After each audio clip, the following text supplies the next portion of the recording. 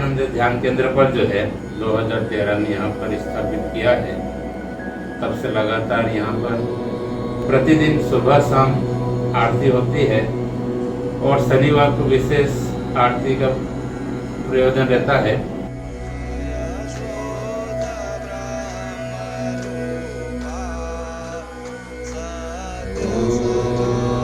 उस समय बाबा की जो है विशेष लाइट प्रकाश जो है आता है भक्तों के ऊपर और उस शनिवार को ही नर नारायण भोजन जो है यहाँ पर कराया जाता है।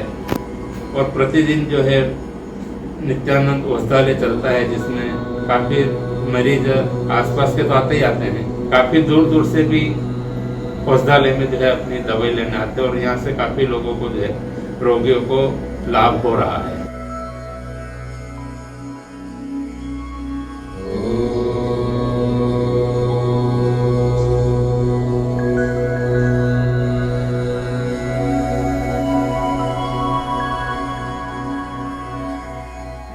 यह आश्रम जो है, इस आश्रम का चयन क्यों किया गया?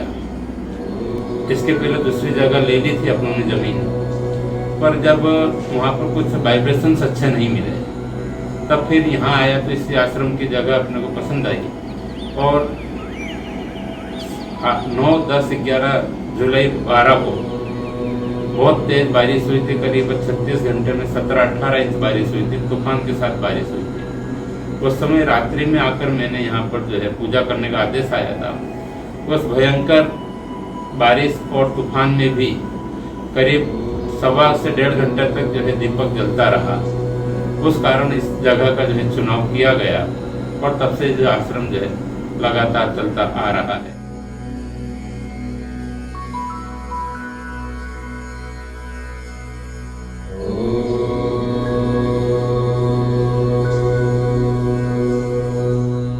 से देखा जाए तो एक आध्यात्मिक उन्नति के लिए ही होता है, पर चूंकि हर व्यक्ति को सीधा आध्यात्मिकता में उन्नति के लिए कह दिया जाए तो वो संभव नहीं हो पाता है, मेरा ऐसा मानना है। बाबा के पास भी जो व्यक्ति आते थे तो आते ही पहले वो सांसारिक बातें करते थे। बाबा मेरे बच्चा नहीं हो रहा है, बाबा मेरे बच्चे की शादी नहीं हो रही है, मेरा धंधा नहीं चल रहा है, मेरा ये काम नहीं हो रहा, मेरा वो काम नहीं हो रहा है। तो बाबा उस समय बोलते ठीक है बेटा, हो जाएगा, और कुछ समय में उसके वो कार्य हो जाते थे। तो जो आसपास में लोग रहते थे वो बाबा से पूछते, बाबा आप बोलते हैं मेरे को आध्यात्मिक ज्ञान फैलाना है, आध्यात्मिक ऊर्जा सब जगह फैलाना है, आप तो जो आते हैं उन्हें और संसारिकता में ही डाल दे रहे हैं। तो बाबा बोलते थे कि बेटा तुम लोग इस चीज को समझ नहीं पा रहे हो, क्योंकि अगर वो उसके अंदर कोई और भूख है और मैं दूसरा खाना खिलाऊंगा तो वो खा नहीं पाएगा, ना तो इस तरफ जा पाएगा ना उस तरफ जा पाएगा। वो पेट में भूख लग रही हो तो आध्यात्मिक उन्नति कैसे कर पाएगा? तो वो चरितार्थ तभी होगी कि जब आप उसको जो आवश्यकता है सांसारिक सुविधाएं जो का अपार है उसका कोई अंत नहीं हो सकता है, पर आवश्यकताएं तो आपको पूरी करनी ही पड़ेगी। तो उन आवश्यकताओं को पूरी करने के लिए जिस प्रकार से यहाँ पर भी लोग बाग आते हैं कि गुरुजी मेरा ये हो रहा है या वो हो रहा है, तो उनको वो करा के फिर उसको धीरे धीरे समय के साथ उसकी आवश्यकताएं पूरी होती जाएगी। फिर मैं जो है उसे अध्यात्म की ओर मोड़ने का प्रयास करूँगा कि यहाँ आने के बाद बैठने के बाद में सारी बाहर के जो वातावरण है, बड़ा टेंशन लेके व्यक्ति यहाँ जब आता है और 2 मिनट बैठता है उसको एकदम ऐसा लगता है कि कहीं स्वर्ग में आकर बैठ गया हूँ मैं। तो इस प्रकार का वातावरण उत्पन्न करना एक महत्वपूर्ण कड़ी है।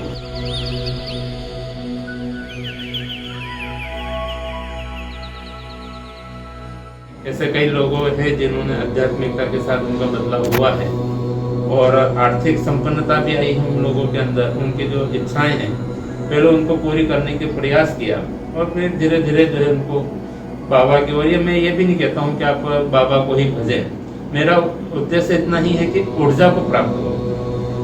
ये जो बाबा है या भगवान महावीर है, भगवान राम है, भगवान कृष्ण है, दुर्गा माता जी है, काली माता जी है, ये सब मैं इनको एक ऊर्जा के रूप में देखता हूँ, एक प्रकाश के रूप में देखता हूँ। केवल ये जो है एक प्रकाश पिंड है और जब प्रकाश पिंड है तो प्रकाश में प्रकाश मिल जाता है। पर चूंकि किसी को जो है खीर अच्छी लगती है, किसी को कुछ और अच्छा लगता है, तो इसी प्रकार से आध्यात्मिकता में भी किसी को दुर्गा माता की अच्छी लग रही है, किसी को नित्यानंद देव अच्छे लग रहे हैं, किसी को राम भगवान अच्छे लग रहे हैं। तो हर एक व्यक्ति के अपने अपने लक्षण भी होते हैं। तो जिसके साथ जो सेटिंग बन जाए कि मुझे ये चीज इस प्रकार से अच्छी लग रही, तो वह जो है उसके अंदर जोड़ेगा। तो ये आश्रम जो मैंने यहाँ पर जो परिसर है आज 6-7 साल में जो भी ऊर्जा उत्पन्न कर पाए हैं, तो मैं उन लोगों से यही बोलता हूँ, भाई आप जिसको भी मान रहे हैं उसके प्रति समर्पित हो जाइए। यहाँ पर बैठकर आप भगवान कृष्ण का ध्यान करेंगे तो आपको भगवान कृष्ण की उपलब्धि होगी ही। केवल एक तरीके से यह कह दे कि यहाँ पर जब स्टोव के ऊपर आप कोई भी चीज रखेंगे तो वो गर्म होगी, तो आपकी ऊर्जा जो जमी हुई है उसको ऊर्ध्वरेत यहाँ पर बैठेंगे, थोड़ी देर ध्यान करेंगे, आपका ध्यान भी अपने आप लग जाएगा। उसके लिए आपको बहुत प्रयास नहीं करना पड़ेगा, तो वो ध्यान भी लग जाएगा। और ऊर्जा जब ऊर्ध्वरेत होगी तो आपको अपने आप मस्ती आ जाएगी, आपकी जो भी दूसरी जो तकलीफें हैं वो सब दूर होती जाएगी। इस ध्यान केंद्र में शुरू से मेरे जब गुरुदेव थे तब भी यह नियम रहा कि यहाँ पर बिना किसी संप्रदाय, जाति, वाद, प्रवाद, इनका यहाँ पर किसी प्रकार का कोई प्रतिबंध नहीं है। और केवल यहाँ पर ये जो है एक तरीके से अग्नि है, तो अग्नि के पास जो भी आएगा वो तपेगा, पिघलेगा और ऊपर उठेगा ही उठेगा।